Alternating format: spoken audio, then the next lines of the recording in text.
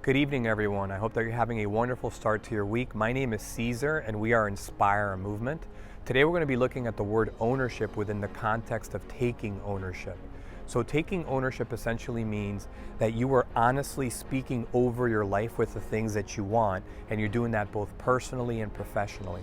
If I were to give you a quick example of what I'm talking about, I'm essentially saying if I'm proclaiming, for example, that I want to constantly surround myself with people that care for me and love me, I should take actionable steps to make that happen by dedicating time with those very same people that I say I want to be around.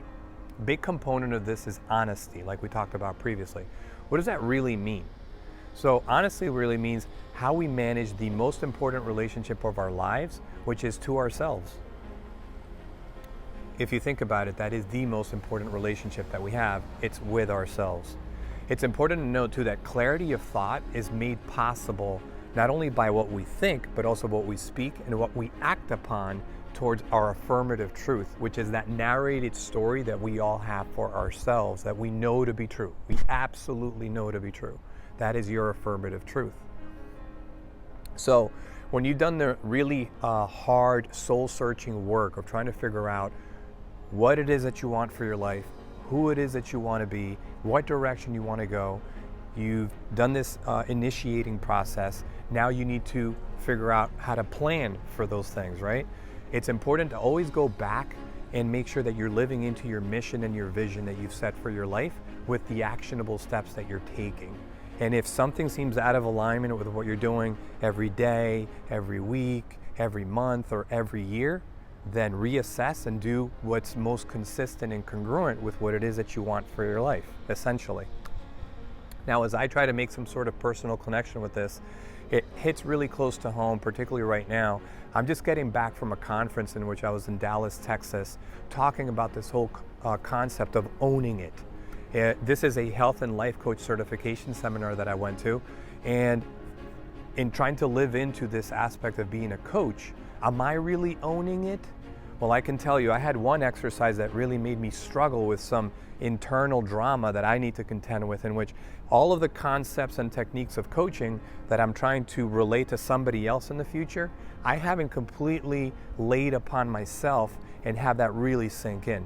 That deals with my authenticity and my ability to be able to relate to others and provide the necessary comfort because I sympathize with them. And the only way that I can do that and wholeheartedly feed them, the necessary tools for them to get better is by me applying all of those very same things to myself. That's owning it, basically. So big lesson for me going forward. It really was a moment of clarity for me.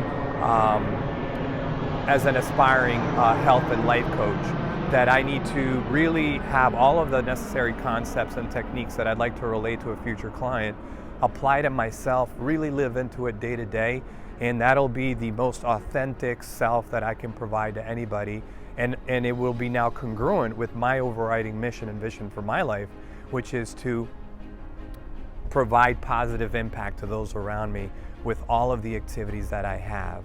So hopefully this adds some light into this concept of taking ownership. At least that's my best stab at it. I hope this resonates with you.